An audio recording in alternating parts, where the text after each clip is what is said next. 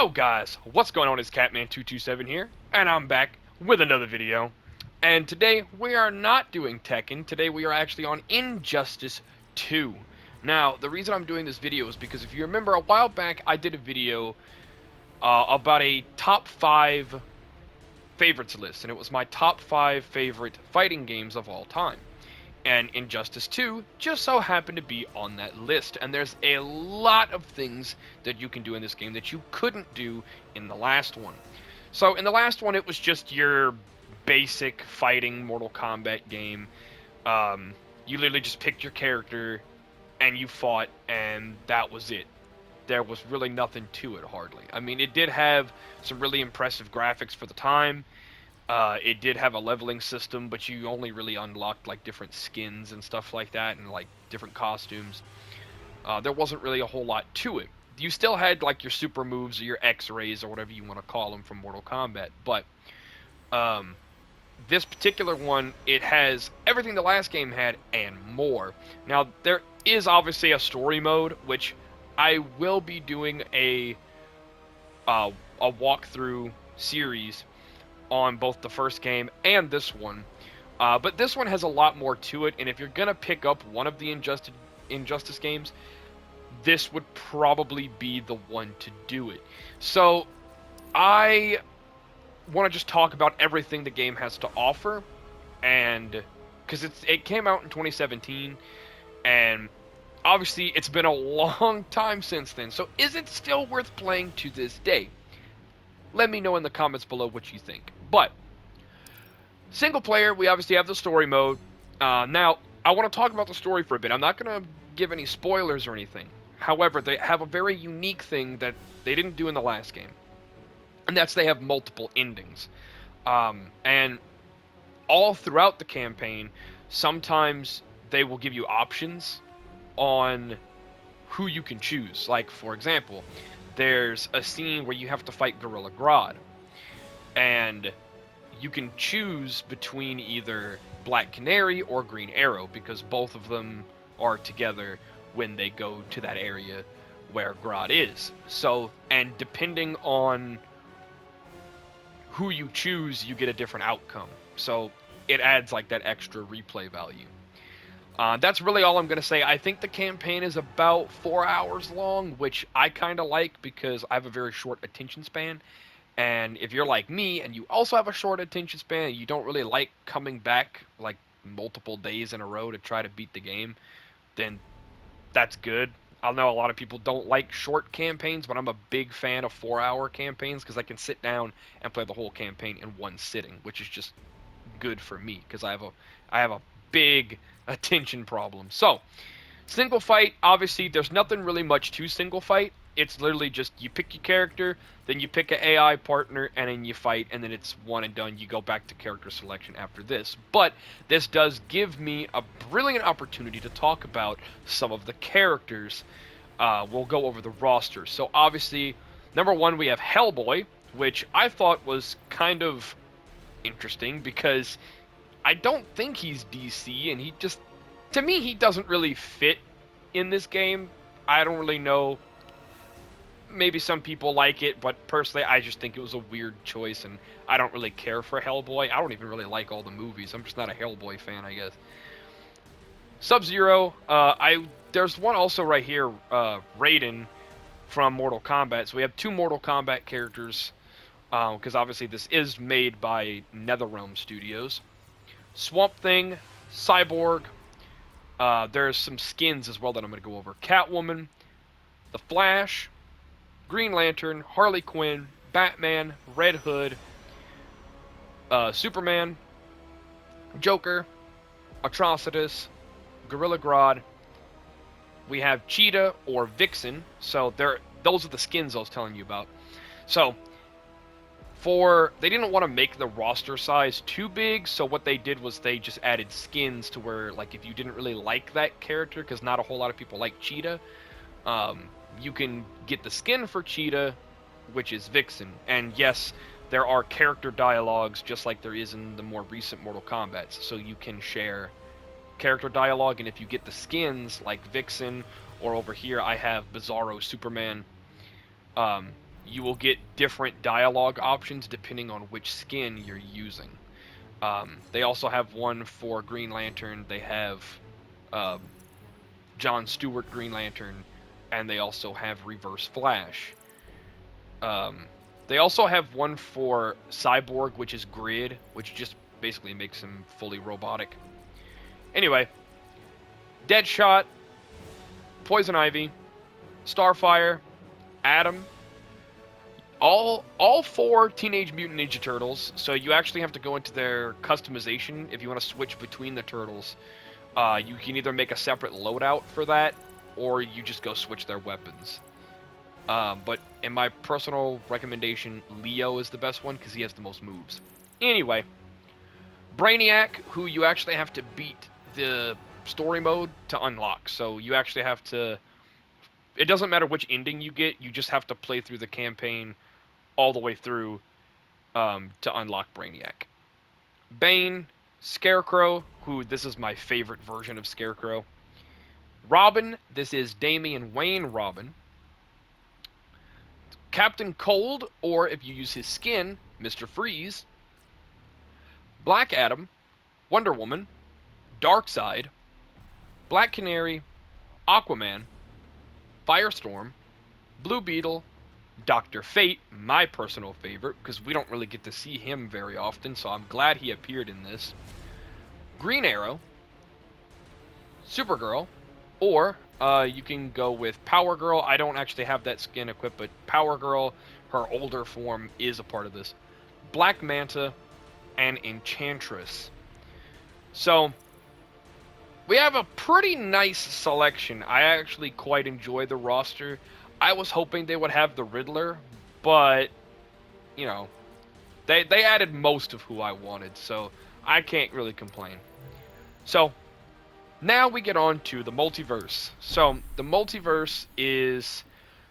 So, actually, before I even talk about this, let's go to customization. Because that's going to set up the multiverse. So, if we just go to Cyborg, for example, go with anybody, but still. So, the game is gear-based. So, you, by playing the multiverse, which were all those planets, you can unlock gear such as all of this, and each one has different stats. You can't really see... Hold on. Maybe I can... Yeah, okay. So if we go to regular Cyborg, and we go to his helmets, see, it will actually switch the design. So, now, keep in mind, all of these have different stats, so if you find one that you like better, you can infuse them. For example, if I wanted to use a high level one, so this one, for example. Let's say I liked the look of this one, but didn't like its stats. I wanted to use the stats from this one. If I wanted to, I can infuse the two together and keep the look of this one, but have this one's stats. So you can kind of play around with it like that. And by the way, you do level up each and every character individually up to a maximum of 30. So the gear will affect your strength, your abilities, your defense, and of course your HP. So you can kind of mess around with builds or whatever. So if you're into that, I like the fact that this game is gear based because it gives you a reason to like grind on the multiverse and like keep playing the game to get all the gear. And you have to play the multiverse. I'll explain all that on how to get the gear. But once you hit level 30, you can actually unlock these little abilities right here that kind of give you extra abilities you can cast. So like teleportation, air grapple, things like that. Now, you have to be level 30 to get this one. These you can do at any time as long as you can get these randomly in the multiverse. But to get the gold one, you have to be a level 30, and you have all of these things right here. You see, some of them have pros and cons, but some of them just have a straight up buff, which is fantastic. And they each do their own little separate thing. So this one I actually use a lot for grinding gear. So I just pick a character and go to town on that. But you see, they have all these little little things you can put on. So, and this is obviously where you can get the skins. So, now for Grid, for those of you who want to get Grid, you actually do have to unlock him and through the mobile game, the Injustice 2 mobile game. You have to get through all the tutorials, do everything, play a little bit of the story, then link your mobile account to your PlayStation account, Xbox account, PC account, whatever you have, and then it will unlock this this skin. But you have to do it through the mobile app, which I don't really care for the mobile app. Not that there's anything wrong with it. I know it's a really popular one. I just don't really care for it. There is online. Online allows you to get loot boxes or mother boxes. Now, you don't actually have to purchase this. So I know what everybody's thinking. Oh, God, there's loot boxes. Yes, there are loot boxes. But you cannot actually purchase them with microtransactions. You actually get them by playing multiplayer matches, as well as getting random gear items. And all that's in the mother boxes is loot and gear and stuff like that you can scrap for coins or whatever. So the microtransactions is actually that 60% off, those little yellow things right there, the source crystals. That's permanent. It never goes away. It's always 60% off because the game is so old now. They just kind of give these things away, basically. So if you want to pick up this game, now is a perfect time to do it. And Injustice 3 is in the making. They have confirmed that. So, at least I think they have from the sources that I've read, but do not quote me. I know there's going to be some people who be like, no, it's not official, but I'm just going off of what I know. Anyway, so the online, you can do a few things with it. So, oh god, no, don't do that. So, there's a couple of different game modes. I can't really start it right now without actually playing it, but there are different... Actually, no, I think I can select the thing. There are different modes that you can select. Yeah, there we go. So there's rooms. You can customize your own lobby with your own rules, your own whatever. The ranked sets, player match, private match. You can do you can do all this stuff. It's all good. And you can kind of make your own world or whatever. Now there are guilds in this, so like you can make your own clan, which I'm not gonna show you that for the simple fact that it shows people's real gamer tags. So I'm not actually gonna click on that. But if you do want to make your own clan on this game, you can. Mine's maxed out right now because I've been playing a long time, so I have a bunch of people in my clan, but you are able to do that. Now, one thing I find... So let me go back to the multiverse. So this is what I was originally going to talk about. So these are your multiverse missions, and essentially if we just click on one, you will get these things called credits. Now, you can get these credits by scrapping, shitty items, loot, whatever. It's things you don't want. Most of the things that come out of the silver and bronze boxes, what you want are the mother boxes that are gold, diamond, or platinum. Those will give you your best possible gear. But, you see, you get a random epic gear, and you get a gold mother box for completing this mission right here. And you just do this with all of these. So, like, you get boxes, you get random pieces of loot, and the harder you go, the better gear you get. See, like right here, you get a headpiece for Robin, and you get his sword. And see right here, you get more loot, and the harder it is, the more, like, the better loot you'll get. And we get a platinum mother box out of that, so that's even more loot for, random characters. So you can come do all this. Now, I would suggest, just my personal... You can come do this at any level. This is not level locked. However, because this is gear based, I would recommend for the higher level stuff like this one and the maxed out ones right here, the max level ones, you would want to go in with a level 30 character that has a pretty good build and actually has some really good high level stat items before you come in here and do this. Now, there is a thing called the Legendary Multiverse. Now, this is, yeah. Yeah. This is really hard. This is probably the hardest thing in the game. And see, right here, level 30, you get these red loot items. Now, the red ones, you know, you can probably imagine, and you can get abilities from here as well. So, like, this one's obviously for Bane, but, like, yeah, it's pretty crazy. And you can get all kind of random stuff. See right there, another red item. So, but it's incredibly hard to do. I haven't done any of those yet because I suck at this game, even though I've been playing it for years. Anyway, so what I would suggest for getting levels, this is what I do. If you just want to, I understand like playing the game and actually leveling up yourself, doing all the fights and stuff like that. I completely understand doing that, like practicing, make sure you get good at it. But there is an endless mode. Now, what I do, just because the AI level is super easy, it gets harder and harder and harder the more you go up.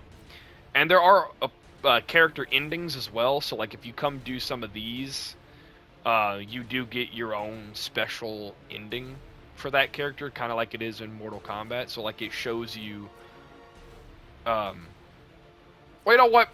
If I tell you, it'll spoil it. So I'm just gonna let you guys, you know, either do your own research if you want to spoil it for yourself. But yeah, I'm not gonna do that in this video.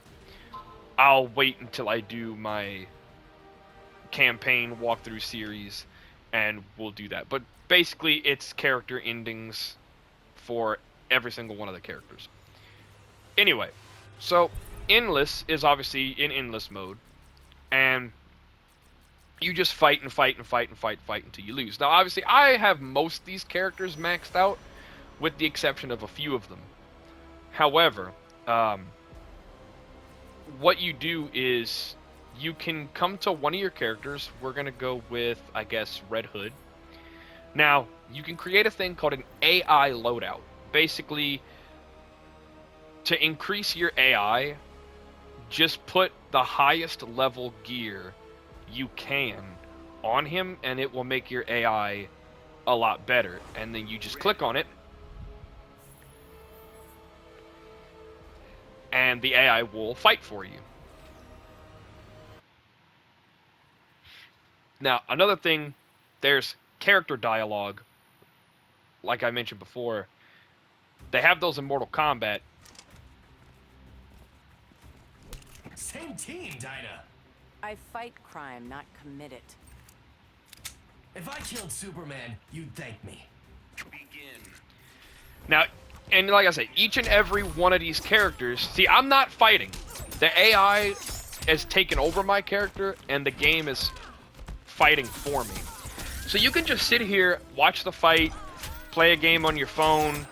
If you have a second monitor, just let this go while you play something else. And then just hit X or hit, you know, whatever button goes to the next fight for you. And you can grind out tons and tons and tons of levels this way. Or you can actually do the fighting yourself if you choose to. So it gives you that option.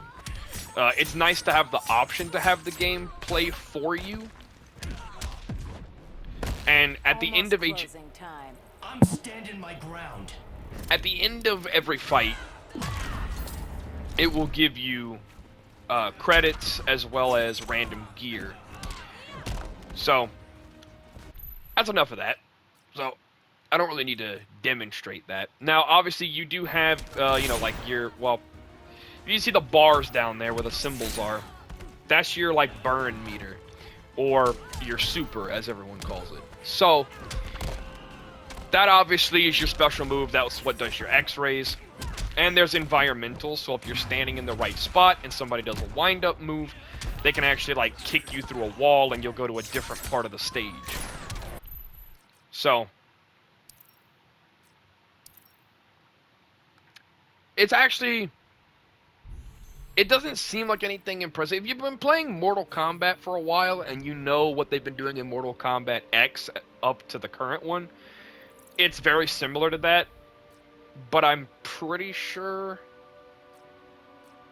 I think Mortal Kombat did it first, because I think that one, Mortal Kombat X, came out before this, or I could be wrong. I'm not entirely sure, but yeah. So that's basically how this. And I've spent years playing this game, and I still have not gotten all the gear possible. I'm still grinding for loot. I'm still grinding for gear in the multiverse. I'm still trying to level up characters, and there's still character dialogue I haven't heard yet because every single character has multiple lines of dialogue when they do their intro. So, overall, it's an absolutely amazing game. I highly recommend it. There's barely anything this game doesn't have. Like there's very little it doesn't have. So, because of that, I would highly recommend it. I hope after you guys see this video and you see what the game's about, that it encourages you to get it. But personally, as great as this game is, because I pre-ordered it when it came out because I was just so hyped for it. But because the game's been out for so long, I would try to catch it on sale, like even if it's only 25%. Wait until it goes on sale before you pick it up.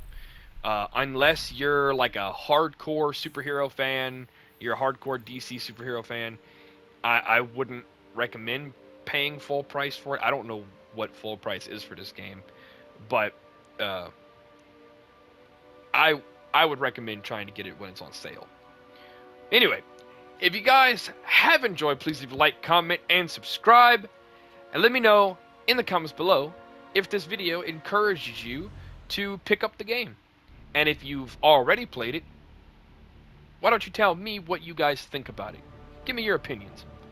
And I'll catch you guys in the next one. Later.